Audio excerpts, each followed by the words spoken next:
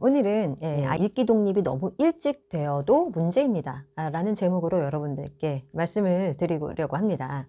여러분들의 가장 큰 소망이 있다면 아마도 우리 아이가 어서 책을 읽는 법을 깨달아가지고 내가 도와주지 않아도 스스로 책 읽는 모습을 보고 싶다라는 그런 마음이 아마도 가장 크실 것 같습니다.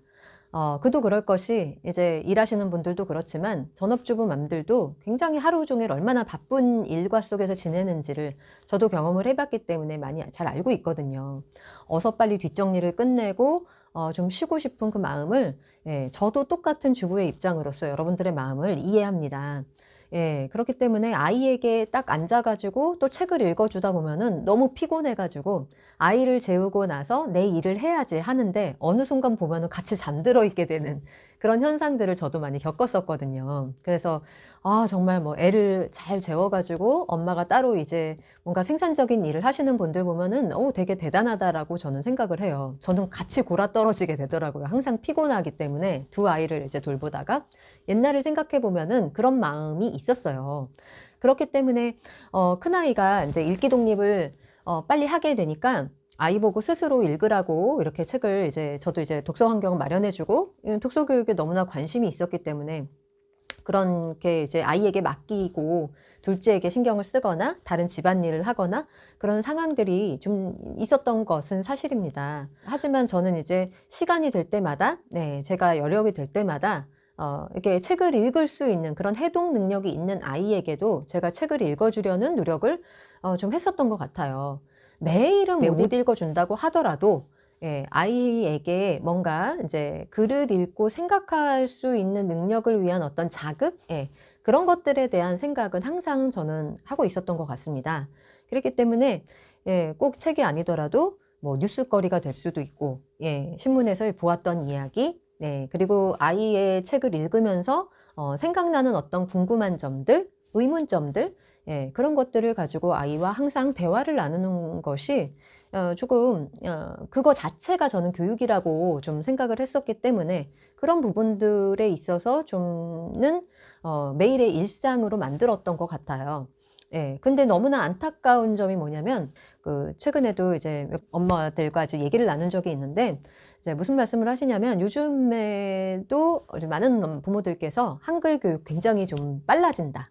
오히려 저는 이게 저와 같이 말씀하시는 분들이 저뿐만이 아니기 때문에 많이 좀 확장되지 않았을까? 이런 생각을 했어요. 그래서 좀 한글떼기에 너무 몰입하지 않는 부모들이 더 많아지지 않았을까 했는데 현실이 그렇지 않다는 거예요. 주변에서 보면은 거의 많은 분들이 굉장히 좀 빨리 한글떼기라든지 파닉스 떼기에 굉장히 몰입하는 그런 현실이 있으시다고 그렇게 말씀을 하셔서 저는 제 구독자님 분들만 보다 보니까 이렇게까지도 이렇게 아직도 한글이나 이제 글자 읽기에 몰입하는 분들이 이렇게나 많은 줄을 몰랐었는데 유아기 때 그런 분들이 그런 문화가 있다 이렇게 말씀을 하시더라고요. 여러분들은 어떠신지 좀 댓글 좀 달아주시면 좋을 것 같아요. 왜냐면은 저 때도 제 아이가 어렸을 때에도 무슨 뭐 그 한글과 관련된 교육 업체들이 굉장히 많지 않습니까?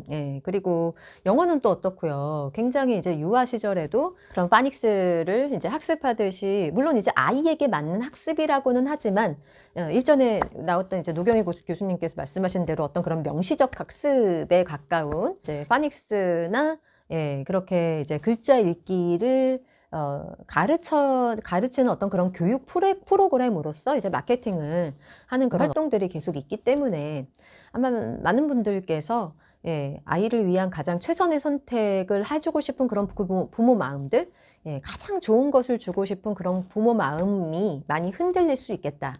라는 생각을 하게 되었습니다. 정말 생각해보면 이제 내 아이만 빼고 옆에 있는 아이들이 다 읽을 줄 안다 그러면 얼마나 마음이 불안하시겠어요. 그런데 저는 이제 아이가 한글 책을 읽을 수 있음으로써 혹은 영어 책을 스스로 읽을 수 있음으로써 그냥 당면할 수밖에 없는 그런 문제점이 있다고 생각을 해요. 그게 뭐냐면 이제 우리말 책을 여러분 이제 아이가 읽을 수 있는 능력이 생기면 예를 들어서 6살짜리 아이가 우리말을 줄줄줄 읽어요. 그래가지고 그 책을 혼자 읽는다고 생각을 해보세요.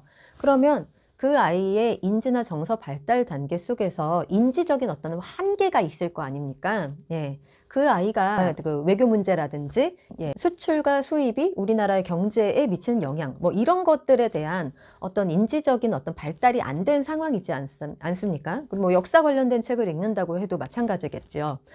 역사라는 것이 사회 전체에 대한 어떤 그런 관점이 있고 뭔가 지식이 기본적인 지식이 있어야지만 역사를 접근할 수 있기 때문에 우리나라에서도 이제 역사 같은 경우는 이제 조금 나중에 배우잖아요. 이제 고학년 들어갈 때쯤.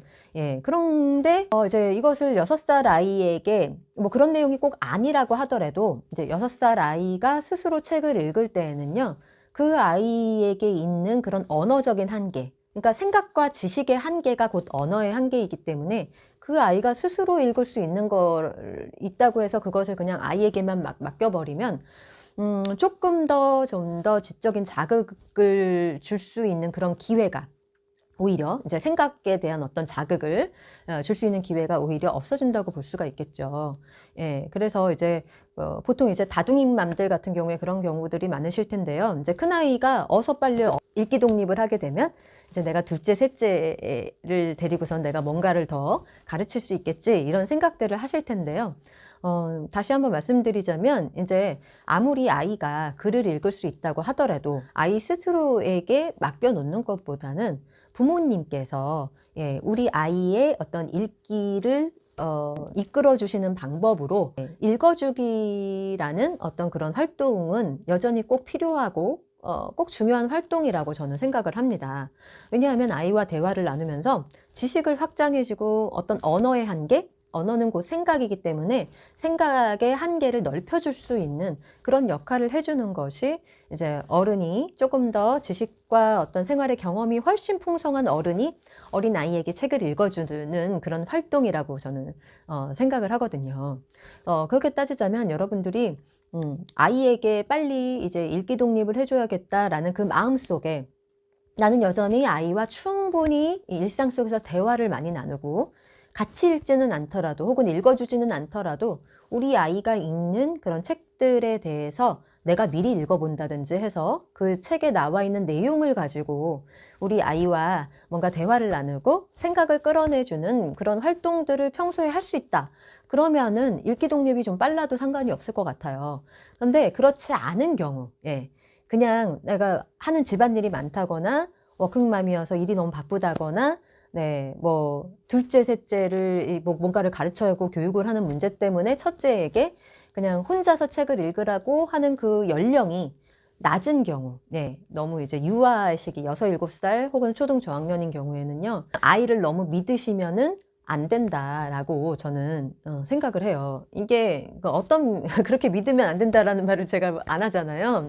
아이를 믿어줘야 되는 거죠. 아이의 뭐 효능감이라든지 그런 건 생길 수 있게 그 차원의 믿음이 아니고, 그러니까 아이에게 조금 더 나은 지적인 자극, 그런 어떤 언어 자극을 줄 수 있는 기회를 여러분들이 아이와 함께 책을 읽음으로써 더 많이 만들 수 있는 기회가 생기는데, 그것이 어떻게 보면 아이가 읽기 독립을 너무 빨리 함으로써 차단되어지는 그런 이런 결과가 나타날 수도 있기 때문에 좀 주의가 좀 필요하다라는 말씀입니다. 저희 큰아이 같은 경우는 7살쯤에 한글 읽기 독립을 한 것 같아요. 빠르지는 않았죠.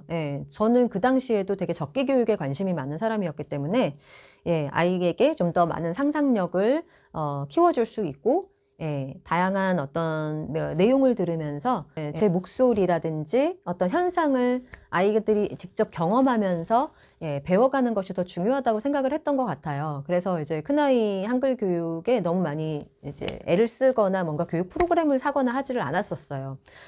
그래서 그냥 자연스럽게 책을 읽어주면서 아이가 깨우친 그런 시기가 7살이었습니다. 7살 들어갈 때쯤. 그리고 저는 이제 둘째 녀석이 굉장히 낯을 많이 가리고, 좀 엄마만 막 쫓아다니는 그런 아이였어요. 그래서 사실은 이제 큰아이에게 책을 많이 읽어주지 못하는 그런 상황도 있었습니다. 하지만 그렇다고 해서 제가 그 아이에게 책을 읽어주지 않은 건 아니었죠. 여전히 이제 제가 큰아이에게 언어적인 자극은 계속 주어야 되겠다라는 생각이 있었기 때문에 그리고 제가 가진 더 많은 어떤 지식과 삶에 대한 그런 통찰력들, 그런 것들을 계속 나눠주고 싶은 마음이 있었기 때문에 우리말 책을 읽을 수 있는 해독 능력이 있음에도 불구하고 책을 함께 읽거나 읽어주거나 하는 활동을 초등학교 한 중학년까지는 계속 했었던 것 같아요. 큰아이에게도. 그리고 또 하나는 그 매일매일 읽어주기가 좀 어려운 어떤 현실도 있었기 때문에 둘째를 뭐 재워야 한다든지 그러면은 금세 이제 베드타임이 지나가 버리잖아요. 네.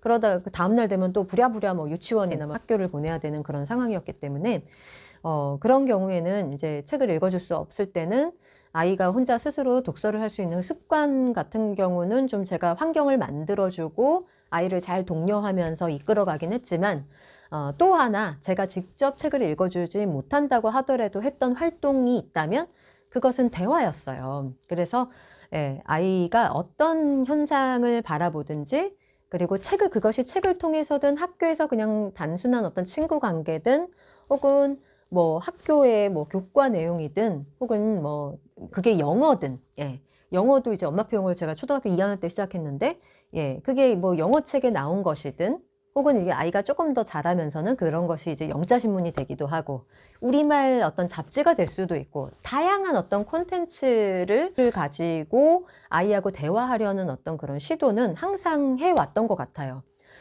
그리고 이제 좀 다른 관점에 대해서 아이에게 가르쳐 주려고 아니면은 아이가 생각해 볼 수 있도록 살짝 이렇게 건드려 보는 그런 활동들을 계속 꾸준히 해왔기 때문에 매일매일 제가 그 아이에게 책을 읽어주지는 못했을지라도 뭐 여러 가지 이유로 하지만 아이는 나름대로 생각하는 아이로 성장을 했었던 것 같아요. 그래서 저는 이제 여러분들이 읽기가 좀 늦다고 너무 막 그것만 가지고 너무 고민하시는 그런 시간에 아이하고 아이의 일상에서 일어날 수 있는 모든 현상에 대해서 오늘은 어떤 거를 가지고 대화를 나눠볼까?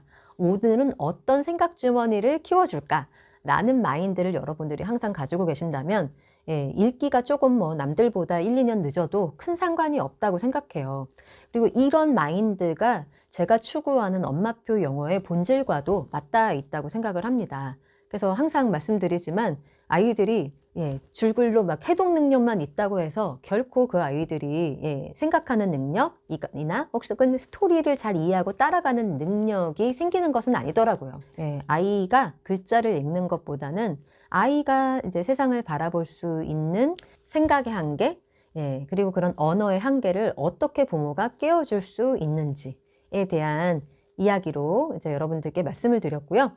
정리를 해보자면 그것은 부모가 책을 조금 오랫동안 읽어주는 행위를 통해서 그리고 아이와 대화를 꾸준히 나누려는 그런 의지와 그런 관심을 통해서 충분히 보완이 될 수가 있다라는 말씀으로 여러분들께 정리를 해드리고자 합니다.